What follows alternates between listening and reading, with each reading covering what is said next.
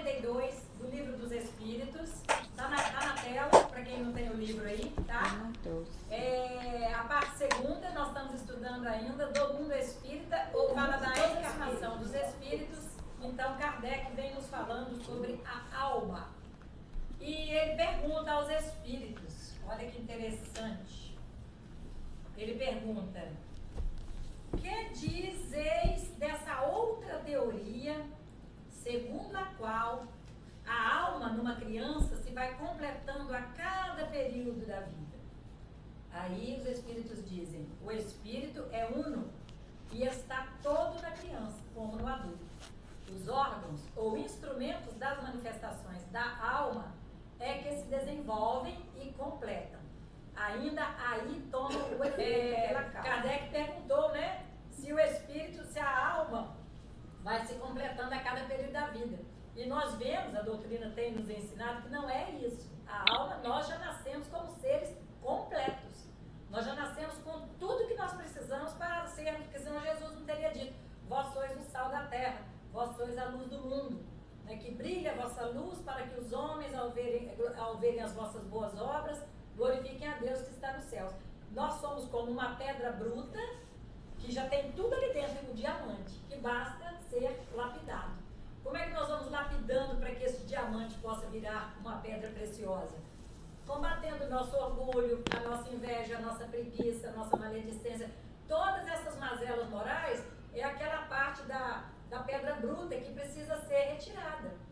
Então, só para a gente poder compreender um pouquinho mais, Miramês diz assim, olha, ô Cristina, lê para nós aí, fazendo um favor, a alma e a criança. Já dissemos que as teorias são diversas acerca da jornada da alma, em todos os seus aspectos.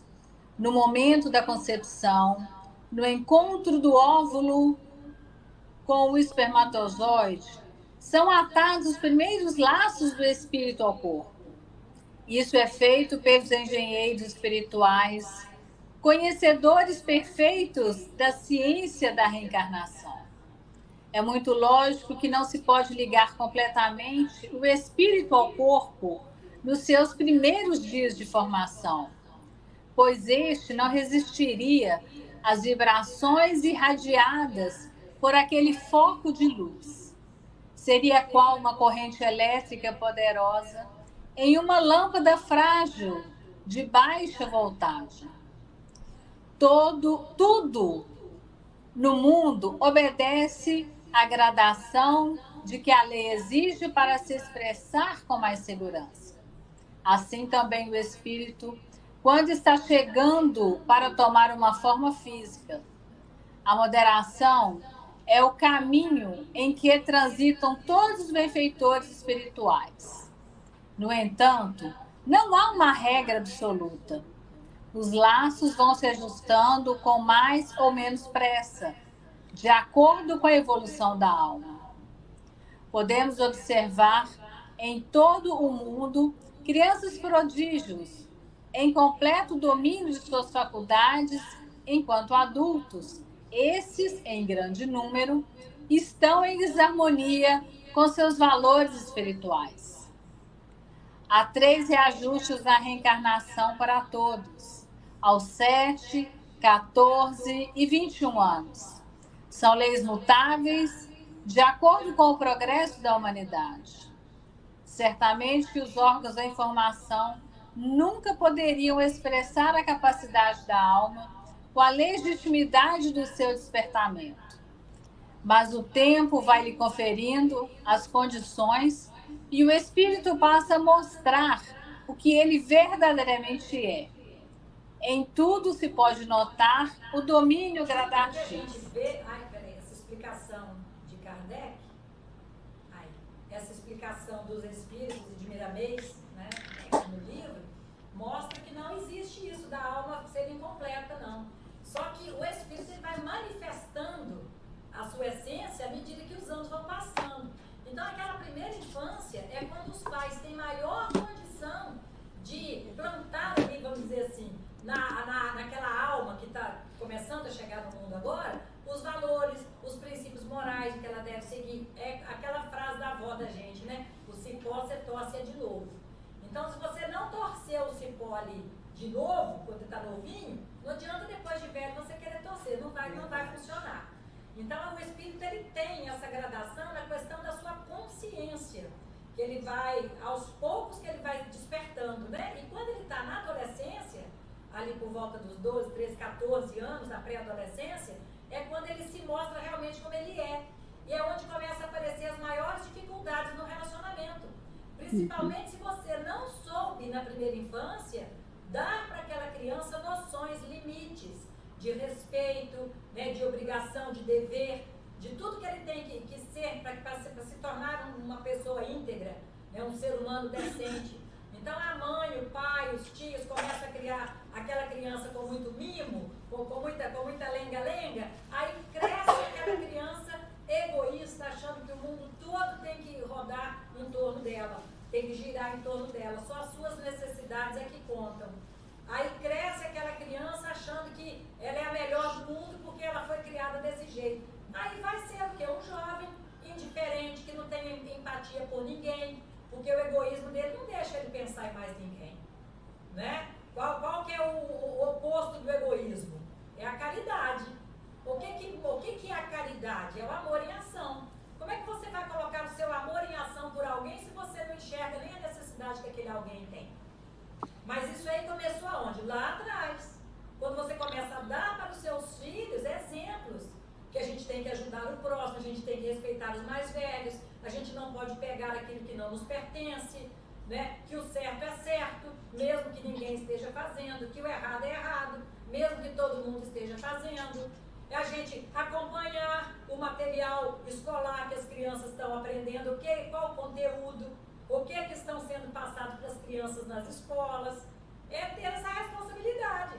Mas infelizmente a maioria dos pais hoje, eles querem o quê? Um celular na mão do filho, porque aí ele pode, o pai pode fazer o que quiser lá, a mãe pode ficar no Facebook lá, no Instagram o tempo inteiro e o filho não está incomodando. Não querem saber da aula. Olha quando teve a pandemia que as aulas passaram a ser em casa, a quantidade de pais que se assustaram com o conteúdo programático que estava sendo oferecido nas escolas. Uma coisa absurda, uma aberração. Não estava havendo ali incentivo à educação, ensino à doutrinação. Então isso o pai não acompanha e depois vai reclamar. Vai reclamar na adolescência porque o filho se voltou contra ele. Aí cria o filho naquele egoísmo tão grande que quando o pai fica velho, para ele vai ser super natural colocar o pai no asilo. Mas por quê? Mas asilo não é lugar de velho? Como é que ele vai pensar que ele está fazendo algo que não é correto, porque a gente tem que procurar retribuir aos pais o mínimo de cuidado que eles nos deram ao longo da vida. Mas aí, para aquele filho que foi criado erroneamente, displicentemente, sem que a gente atentasse para os valores morais tão necessários para despertar nele, vai ser aquele filho egoísta, que vai achar por bem a mãe ficar, eu vou levar minha mãe para morar comigo. Aí eu boto minha mãe num quartinho lá no fundo da casa e minha mãe vai cuidar dos meus filhos, porque eu vou trabalhar. Aí minha mãe vai ser empregada. A minha mãe vai fazer almoço, minha mãe vai cuidar da tarefa com os meninos, minha mãe vai dar banho nos netos. Vai levar menino no colégio. Né? Vai levar menino no colégio. Então passa a fazer da mãe uma serviçal, sem salário. Né? Bota lá no pior quartinho que tiver, lá no fundo da casa, é lá que a mãe vai ficar. Então isso é fruto de uma infância, de uma juventude que não foi educada para amar.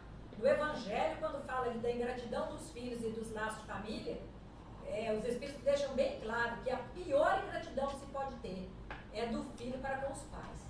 Porque por pior que seu pai tenha sido para você, entre aspas, pior, porque muitas vezes o que ele fez foi que nos ajudou a caminhar, mas eles te deram a oportunidade da reencarnação. Pronto. Com isso aí você não tem que cobrar mais nada do seu pai, porque ele já permitiu a você que viesse ao mundo.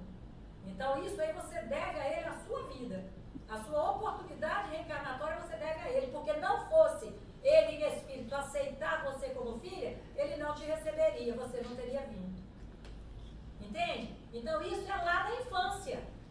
Nós temos que começar a dar aos nossos filhos na infância. Quando nós, com eles adultos, começamos a colher, então, os espinhos, os frutos amargos do que nós plantamos lá atrás, ou não plantamos, porque aí a nossa omissão, a Cristina, a nossa omissão ela é pior do que a ação. Então, às vezes, você se omitiu na questão da educação do seu filho. Então, lá na frente, você vai colher. A televisão, deixa a televisão educar. Hoje é telefone, né? Mas antigamente era televisão. Então, botava a criança lá na televisão e pronto. Então, a nossa omissão, meus irmãos, a gente peca. Ou por ação ou por omissão. E aí, quando nós vamos colher os frutos das nossas ações, nós começamos a achar que nós somos vítimas. Sim. E nós não somos. E nós, né? Agora, e quando a mãe, o pai fez tudo do melhor para o filho, e mesmo assim o filho escolheu o caminho errado? Aí já é outro problema. Aí já é responsabilidade dele, ele vai responder perante Deus, ele vai colher os frutos da semente que ele está plantando agora, mas você fez a sua parte. Porque tem muitas mães que são extremamente dedicadas aos filhos, mas os filhos partem lá para a droga, para o vício, para muitas coisas até piores, né? Prostituição. E não foi falta da mãe educar. Às vezes a mãe educa lá 4 filhos, da mesma forma, sai 3 assim, doutores, mas um sai completamente avesso. O que explica isso? Espíritos em estágios diferentes de evolução e com cobranças também diferentes. Então eu recebo na minha família, ou como filho, ou como marido, ou como irmão, etc., eu recebo os espíritos que são meus afetos, mas eu recebo também os meus desafetos. É a oportunidade que Deus me dá para que eu consiga me reconciliar com este adversário que agora está aqui como meu filho, ou está aqui como meu irmão, ou está aqui como uma sogra, não é? Então, quando a gente começa a alimentar esta animosidade, esta antipatia, nós estamos falindo em mais uma oportunidade que Deus nos deu de reconciliarmos. E aí aquela frase que eu até mostrei ontem não foi no Evangelho, que foi aqui na quinta-feira, não sei, a gente faz Evangelho todo dia, que eu nem sei qual foi, que Chico falando assim que o que mais impressiona do lado de lá é a quantidade de espíritas que chegam lá desencarnados e assim se arrependem profundamente do tempo que perderam, e aí eles falam assim, se eu soubesse. Então nós, espíritas, nós não temos esse direito, porque nós sabemos, o Evangelho é o nosso roteiro, e nós temos oportunidades mil de estudarmos o Evangelho, e o Evangelho, ele é extremamente compreensível para todos, né? Kardec nos trouxe de uma forma didática, ele trouxe assim, de forma muito simples, para a gente poder compreender. Então, só se a gente não quiser. Né? Então, não é por falta de orientação, não é por falta de informação, não é por falta de oportunidade, é falta de vontade. O que nos falta é a vontade. Quando nós começamos a achar difícil você buscar uma casa de oração para estudar, para tomar um passe, para ouvir uma palestra, para trabalhar, né? As casas espíritas, todas têm condição de acolher aquele que quer trabalhar na sua seara, porque é uma coisa que é difícil na casa espírita, é mão de obra, né, Nilton? São voluntários, trabalhadores, porque o voluntário verdadeiro, voluntário que eu digo, voluntário mesmo, que sabe da necessidade da casa e sabe que o que ele está fazendo não é para casa, é para ele mesmo. Então, aquele espírita que já reconhece a oportunidade que é você ter uma casa espírita para você poder trabalhar, para você se aperfeiçoar, para você lapidar essa pedra bruta, ele abraça essa oportunidade, ele não larga por nada, porque é ali que ele vai conseguir crescer, é ali que ele vai conseguir se desenvolver. Agora, aquele que ainda tem uma pecha aí de orgulho, que ele não conseguiu se desfazer, ele vai falar assim, eu vou lá, vou colaborar com o Pão de Luz hoje, vou lá chegar mais cedo, vou lá na calçada, vou lá ajudar o Pão de Luz, sabe? Vou lá, vou botar uma água lá para ajudar, vou ajudar o Pão de Luz. Não, você está fazendo um trabalho que é para você, se ajudando. Né? Sempre eu falo isso, você chega aqui, aí a gente já teve até essa discussão no passado, qual que é a intenção, você vem para a casa espírita, o que te move quando você procura a casa espírita? Não, vou chegar aqui e vou varrer a calçada, tá cheia de folha, mas o que está te movendo a varrer a calçada? Você quer deixar o ambiente mais harmonioso para as pessoas chegarem? Né? Ou você varrendo a calçada, todos estão passando ali, estão vendo você com a vassoura na mão e falando, nossa, olha como ele é trabalhadora, né? O que te move? Então, tudo isso são reflexões que a doutrina espírita esfrega na nossa cara e que nós temos que ter a resposta. Então, essa questão 142, que não existe esse negócio da alma na criança e se completando a alma, desde que houve ali a concepção, o espírito já está ali reencarnado, né? Já está naquela reencarnação comprometido. Mas aí é aos poucos que ela vai recobrando, vai né? recobrando memória da- as funções, né? Que vai conseguindo ter o domínio sobre as funções. Só uma coisa que eu gostaria de falar mais um pouquinho sobre essas crianças prodígios que solta de repente Pois é, o que ele menina. tem lá dentro dele guardado. Todo dia eu vejo Mas dois aí- menininhos aí pequenininhos é japonesinhos. sério. É sério, Você né? sabe o que é sério? Porque eles vêm com uma bagagem muito Grande, intelectual é. e muitas vezes artística, né? Você vê lá uma criança que o dedinho dela nem faz Vem, oitava no vem piano, lá tá no tocando, negócio. Então ele vem com essa bagagem porque é de uma reencarnação passada. É. Mas muitos têm que ser trabalhados moralmente.